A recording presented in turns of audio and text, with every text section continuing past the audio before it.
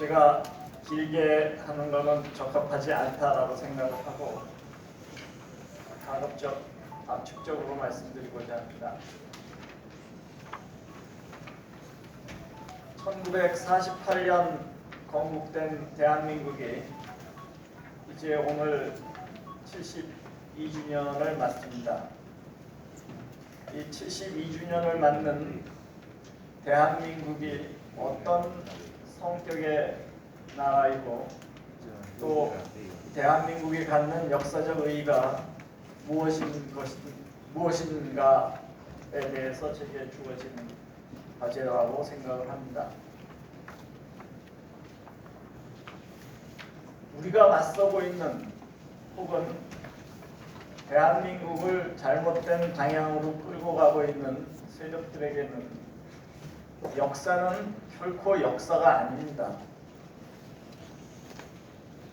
그들에게 역사라는 것은 정치투쟁의 소재입니다. 그들에게 역사라고 하는 것은 정치적 공격의 수단입니다. 그들에게 역사라고 하는 것은 정치적 대결자를 압도하는 정치의 무기입니다. 따라서 이것을 역사라고 보면 안 됩니다. 정치 투쟁이고 소재고 수단이고 무기고 국민들을 선동해내는 선동 쇠뇌의 컨텐츠 내용이기 때문에 그렇습니다. 우리가 맞이하는 모든 문제, 한국 사회에서 맞이하는 대부분의 문제가 여기에서 발생하는 겁니다. 대한민국의 건국이 언제냐, 이 국민국가에서 건국이 언제냐를 따지게 되는 사실 자체가 바로 여기에서 출발을 하는 겁니다. 5.18은 뭐냐, 60사건은 뭐냐, 4.3 사건은 뭐냐, 여순 반란 사건은 뭐냐, 통합운동은 뭐냐, 이 모든 것이 다 역사로서 만들어진 것이 아닙니다. 정치투쟁의 소재이자 수단이자 무기로 만들어진 것입니다. 여기에 정면 대결하지 않으면 한없이 끌려가는 겁니다. 영원히 끌려가는 겁니다. 헤어날 방법이 없습니다. 왜? 역사가 아니기 때문입니다.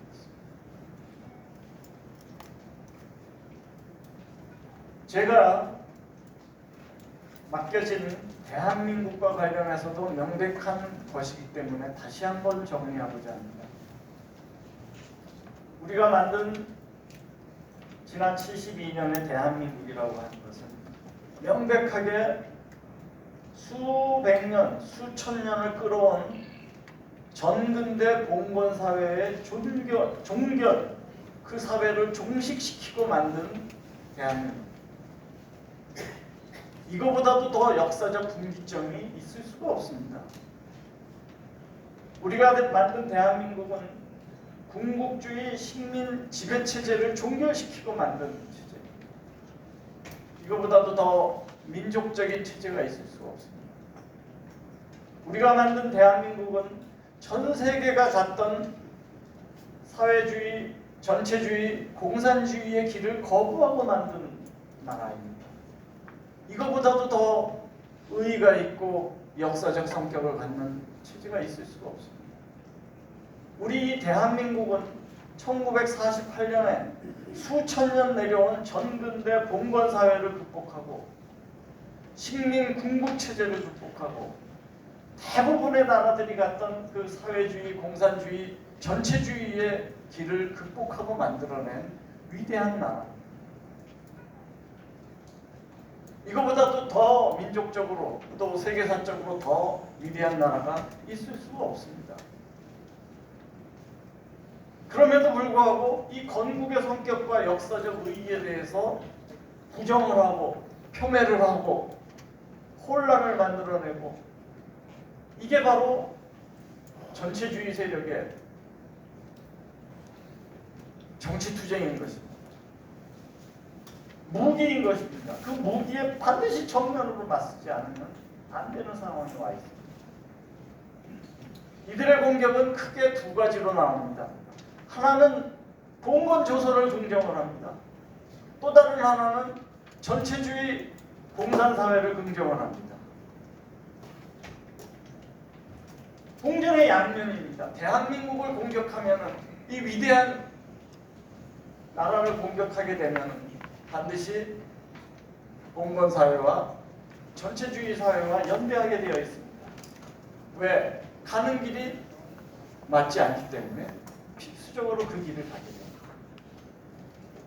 자, 봉건사회를 어떻게 긍정을 하느냐는 것은 많이 나와 있습니다. 문재인 대통령이 정조시대야말로 조선의 르네상스와 대개혁의 시대였다고 얘기를 합니다. 대한민국 사회 교과서를 보면 하나같이 영종조의 개혁시대로부터 출발을 하고 있습니다. 봉건사회를 미화하게 되어 있습니다. 왜? 대한민국을 부정하기 위해서는 글로 갈 수밖에 없게 되어 있습니다. 자, 지금 집권 여당의 대표가 다음과 같이 얘기를 합니다. 영정조 시대를 부각시키기 위해서 정조대왕이 돌아가신 1800년부터 지금에 이르기까지 218년 동안 김대중 정부, 노무현 정부 외에는 단 한 번의 민주개혁적 정치 세력이 이 나라를 이끌어 본 적이 없다. 영종조에서 바로 김대중, 노무현으로 건너뛰는 겁니다. 문재인도 마찬가지고 이해찬도 마찬가지고 모든 법력권이 동일한 역사인식을 가지고 있습니다.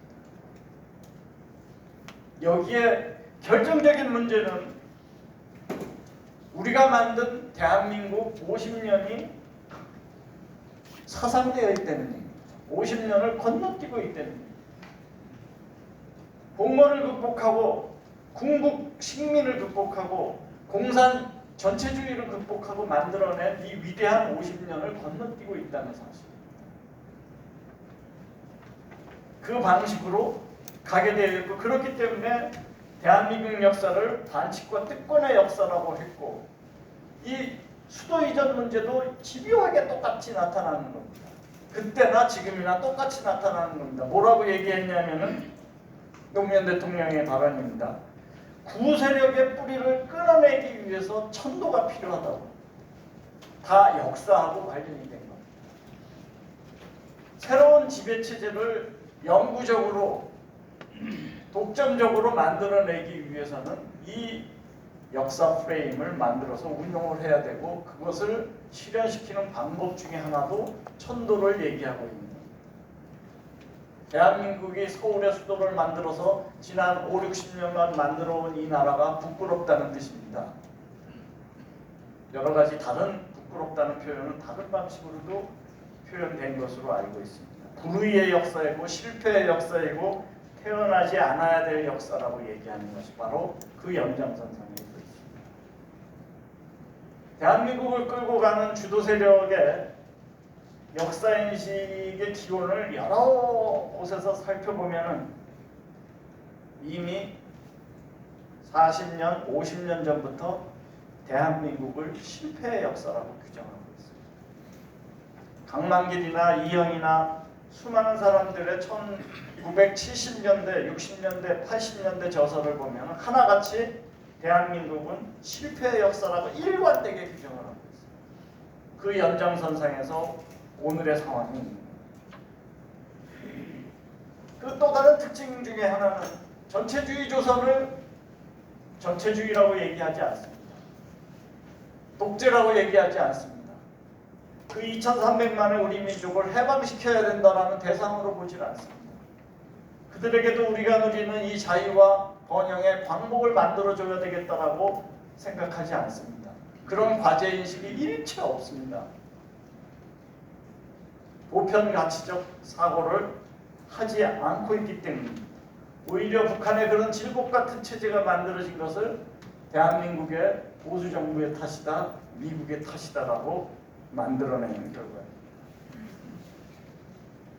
오늘의 대한민국은 봉건을 극복하고 궁극을 식민체제를 극복하고 공산 전체주의 체제를 극복했기 때문에 다른 모든 나라들이 가지 못했던 사회주의 국가, 개발도상 국가, 신생 독립이 갔던 그 모든 나라들이 갔던 길과 다른 성공과 모범의 길을 만들 수 있었던 것입니다. 간단히 세 가지로 말씀드리겠습니다.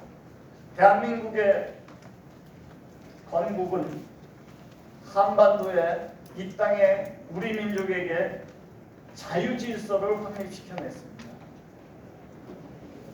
이 인류의 가장 보편적인 자유질서가 확립된 것은 대한민국 건국부터 시작된 것입니다. 이때부터 우리는 정치적 대표를 선택할 수 있게 됐습니다. 지도자를 선택할 수 있게 됐습니다. 정당을 선택할 수 있게 됐습니다. 종교를 선택할 수 있게 됐습니다. 학교를 선택할 수 있게 됐습니다. 배우자를 선택할 수 있게 됐습니다. 이 모든 선택이 만족하지 못한다면 이민을 선택할 수 있습니다. 이게 바로 자유의 나라, 자유의 질서가 대한민국에 정립되었다는 것입니다.